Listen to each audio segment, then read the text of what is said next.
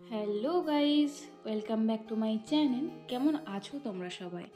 আশা করছি ভীষণ ভালো আছো। ভগবানের কাছে প্রার্থনা করি তোমরা সবসময় খুব ভালো থেকো। তো চলে এসেছি আরও একটি নতুন ব্লগ নিয়ে।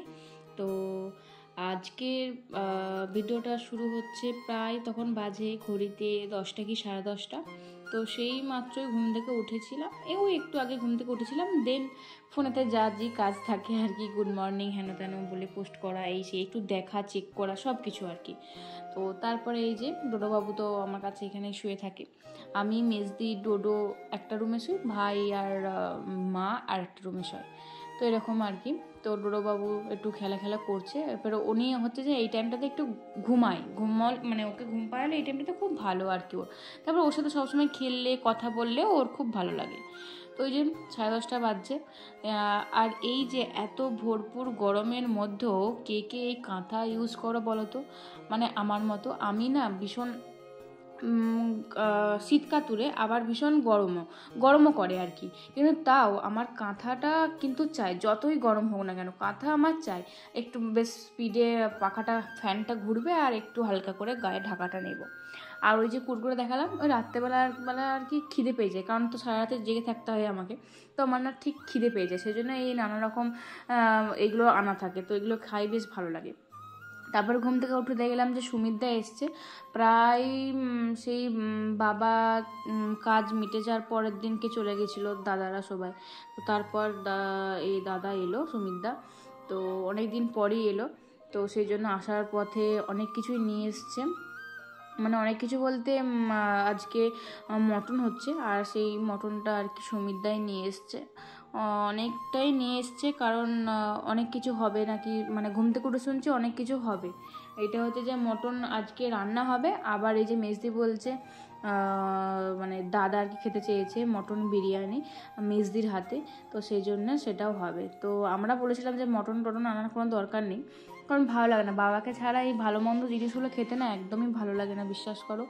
মানে যখন মানে আরও বেশি করে বাবার কথা মনে পড়ে যায় যখন এই ভালো জিনিসগুলো খায় বা একটু আনন্দ করে হাসি খুশি থাকে, তখনই বাবার কথাটা আরও বেশি বেশি করে মনে পড়ে যায়। কিন্তু দাদা বলছে যে না, কি হবে, বাবা তো থাকলেও তো আমাকে এরকমই করে আদর যত্ন করেই খাওয়াতো। তো বাবা নিশ্চয়ই খুশি হবে। আর আমার মা বলেছিল যে অন্তত তাহলে আমিই দিচ্ছি টাকাটা, তুমি নিয়ে নাও। তো দাদা বললো যে না, একদমই না, আমিই খাওয়াবো, এরকম আর কি। তো যাই হোক, তোমাদেরকে বিছানাটা তো গোছানো হয়নি, বিছানাটা নেমেই আমি তোমার সাথে সব কিছু শেয়ার করলাম। আর মাকে মা বাবাকেও একটু ফোন করেছিল, তো কথা বলছিল। তো ওইদিকে দেখো আমার বিছানাপত্র গোছানো বাগানো কিন্তু কমপ্লিট হয়ে গেছে। আর বিছানাকে যদি যতক্ষণ না টান টান করে গোছাবো ততক্ষণ মনে শান্তি লাগে না। ঘর গোছানো থাকলে মনও শান্তি, নিজেরও ভালো লাগে। তো চলো এরপর দাঁত মেজে নেব। দাঁত ফাত মাজার পরে খাওয়া দাওয়া করবো। আর আজকে মানে সুমিতদাই নাকি ভাই এনেছিল টিউশন থেকে আসার পথে কচুরি, যাতে সুমিতদা এসে শুনেছে। না না না, সরি, কচুরি আনেনি, এটা আগের দিন রাত্রেবেলাতে লুচি হয়েছিল, বৃহস্পতিবার না কি ছিল, নিরামিষ দিন, সেই জন্য আলুর দম আর লুচিটা হয়েছিল। তো সেইগুলোই ছিল কয়েকটা। আর বাসি জিনিস খেতে তো খুবই ভালো লাগে। আর এই যে পটলের তরকারি হচ্ছিলো দেখতেই পাচ্ছিলে, তো সেইটা একটুখানি নিয়েছি। আর আলুর দমটা একটুখানি ফ্রিজে ছিল, সেটা একটু গরম করে নিয়েছি। তো বেশ ভালো লাগছিলো। আর পটলের তরকারিটা দিদি করছিল, এত সুন্দর হয়েছিল কি বলবো। আর আজকে মটনটা ভাই বলেছে যে আমি রান্না করব, কাউকে রান্না করা চলবে না। তো মা না হলে আমিই বলছিলাম যে মাকে অন্তত মটনটা করতে দে, কারণ মায়ের হাতে একটা রান্না না একটা আলাদাই স্বাদ। ভাইও ভালো রান্না করে, মেজদিও ভালো রান্না করে, কিন্তু মটনটা যেন মায়ের হাতে বেশি ভালো লাগে খেতে। তো যাই হোক, ভাই বলেছে যখন আর কাউকে কিছু করা চলবে না, তো ভাইই করবে। আর ভাই রান্নাঘরে ঢুকে গরমে মানে একদম যাচ্ছে তাই অবস্থা হয়ে গেছে, বলছে ফ্যানটা আমাকে চালিয়ে দিয়ে। আর ওনাকে দেখানো যাবে না, কারণ উনি ক্যামেরার সামনে আসতে একদমই পছন্দ করেন। 2000 years later. তো যাই হোক, অনেকক্ষণ পর মানে আমি স্নান টান পুরো করে নিয়েছি, অনেকক্ষণ পর বেরিয়ে এসেছি। আর এসেই দেখলাম একটা পার্সেল এসছে। তো আমার তো পার্সেল নয়, তো এটা মেজদেরই পার্সেল। ওর তো পার্সেল আসার শেষ নেই, প্রত্যেক দিন একটা দুটো তিনটে করে পার্সেল এসেই যাচ্ছে। মানে এত পার্সেল মনে হয় কখনো কারোর বাড়িতে আসে না। মানে ওর বাড়িতেই আসে, আর আমার বড়দির বাড়িতেও আসে, তবে এর মতন এতটা না। আর আমিও কিনতাম আগে, কিন্তু এখন অনেকটাই কেনা বন্ধ করে দিয়েছি। না হলে আমারও প্রচুর প্রচুর পার্সেল আসতো, মানে আমার তো এখন আর সংসার নেই যে সংসার জিনিসপত্র কিনবো, আমি প্রচুর জামা কিনতাম, প্রচুর জামা, চশমা, মানে সানগ্লাস, জুতো, ফোন কভার, আরে সব কিছু, এভরিথিং, সব কিছু মিশো থেকে সব কিছু নিতাম। তো সামনেই তো পুজো আসছে, তখন তো কিছু না কিছু হলেও কিনতে হবে, তখন তোমার সাথে সবটাই শেয়ার করবো। তখন তো আমি তো সবই অনলাইনেই করি যেহেতু। তারপরে একটু ঠাকুর প্রণামও করে নিয়েছিলাম, তারপরে গেট টোয়েট বন্ধ করে দিলাম। তো মেজদি এখন স্নান করছে, তো মেজদি বেরোক, তারপর তোমাদের সাথে শেয়ার করবো যে পার্সেলটার মধ্যে কী এসেছে।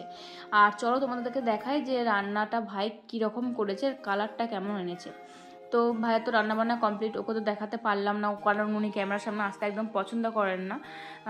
এমনি নিজে ছবি তুলবে সেটা ঠিক আছে, কিন্তু আমার ক্যামেরাতে আসবে না। তারপর এখন আবার একটু চুল বেরোয়নি তো, অল্প অল্প চুল, সেজন্য তো একদমই আসতে চায় না।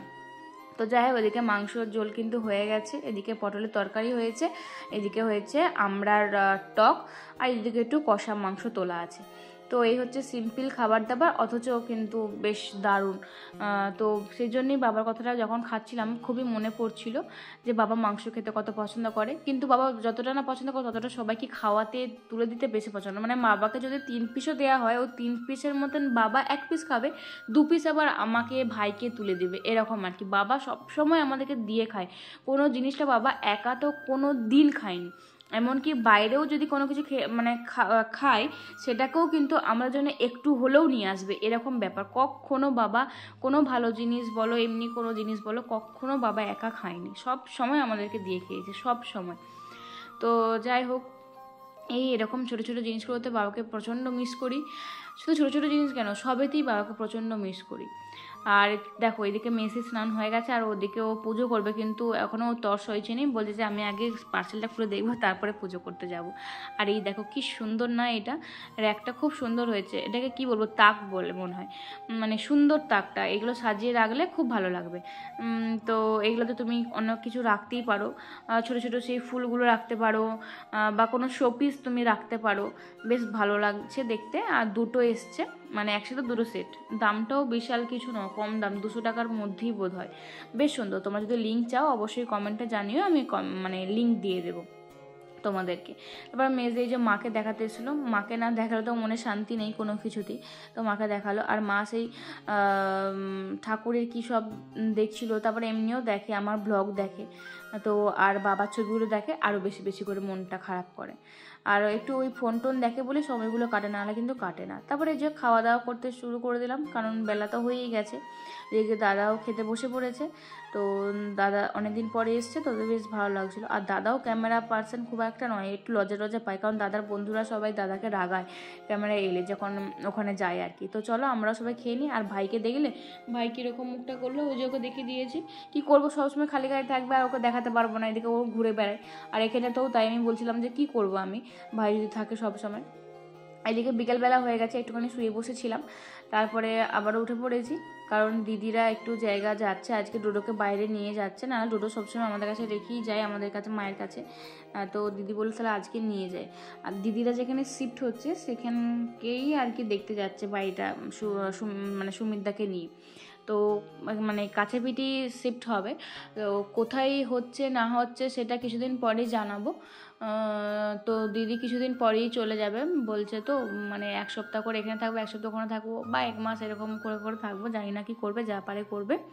তো এটাই আর কি। তো ডোডোকে নিয়ে যাচ্ছে, আর এদিকে দিদি সুমিতা স্কুটি করেই যাবে, আবার সন্ধেবেলাকে ফিরে যাবে। আরও অনেক কিছু কেনাকাটাও করবে হয়তো নিজেদের জন্য, জানি না। তো যাই হোক, আমার জামাটা পরে নিয়েছে, দেখতে পাচ্ছ, মানে কি বলবো, কোথাও গেলে ওর জামা নেই, অথচ 1000টা জামা, কিন্তু কোথাও গেলে ওনার জামা নেই, সেই আমার জামা নয়তো তার জামা, বলবে দে এই দে। আর কখনো আমাকে যখন বলি যে আমাকে দুটো জামা দে, তখন কিন্তু আর দেবে না, সেই কি বলবো। আর আমার জামা না বলতেই নিয়ে যায়। আমি বলেছিলাম আজকে যে আমি এই নতুন জামা একদম দেবো না, আমাকে 100 টাকা দে, তারপরে আমি জামাটা দেবো। আর ও আমাকে 200 টাকা দিয়েছে, বলছে যে এখন খুচরো নেই, তুই আমাকে 100 টাকা দে। আমি বললাম যে আমার কাছে এখন খুচরো নেই, তুই আমাকে 200 টাকাটা দিয়ে যা, যেদিন জামাটা কেচে রাখবি সেদিন 100 টাকা ফেরত দেবো। তো এরকম ব্যাপার আর কি। তারপরের দিনে তো বাজার গেছিলো, আর গেছিলো, সব আমার জামাটা পরেই গেছিলো, তারপরে কেচে রেখে তারপরে আমি ওকে 100 টাকাটা ফেরত দিয়েছি, আর 100 টাকাটা আমি নিয়েছি, বেশ করিনি বলো তো, সব সময় আমার জামাগুলো পরে যায়। তো যাই হোক, চলো এদিকে একটু এরপরে বিকেলবেলা একটু বসবো এখানটাতে, তারপরে যে দিদিরা গেছিলো একটু দোকানেও যাবে, বাবার দোকানেও যাবে, কারণ বাবার দোকানে কিছু আলমারি, একটা আলমারি আছে, ওই আলমারির ভেতরে কিছু জিনিসপত্র কী সব আছে না আছে দেখবে আর কি, দেন আলমারিটাকে বাড়িতে আনবে।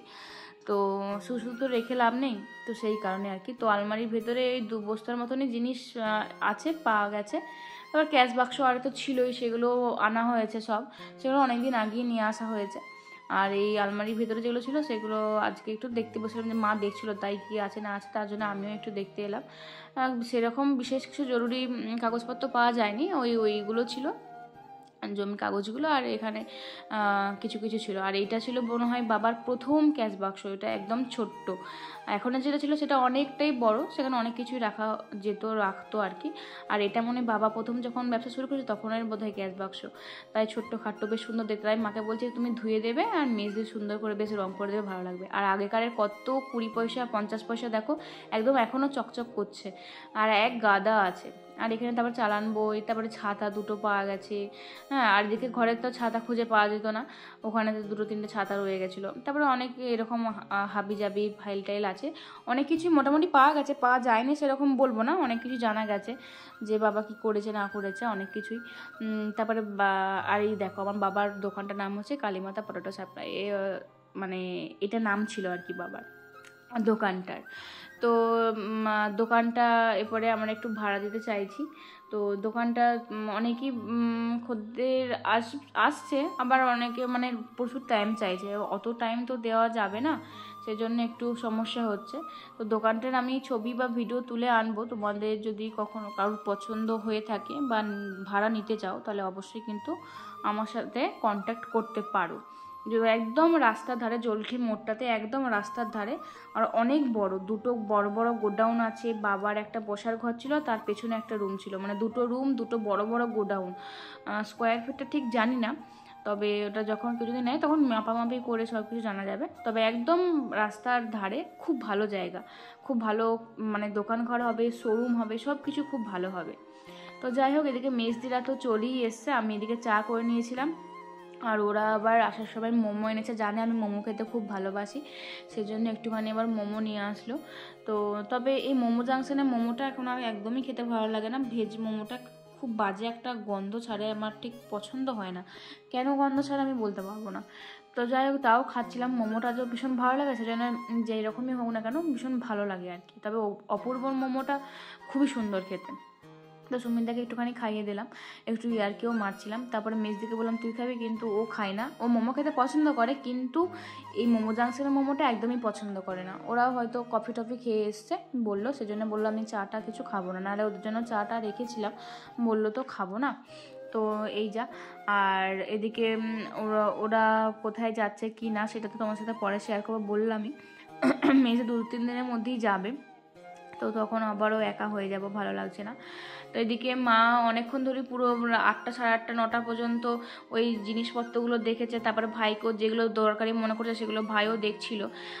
আর এদিকে দেখো, তোমাদের কাছে বলেছিলাম না একবার যে বাবা আমার একটা চাকরি পেয়েছিল, তো এটাই হচ্ছে সেই লেটারটা যেটা এসেছিল 1992 সালে না কত সালে বোধহয় এসেছিল এটা।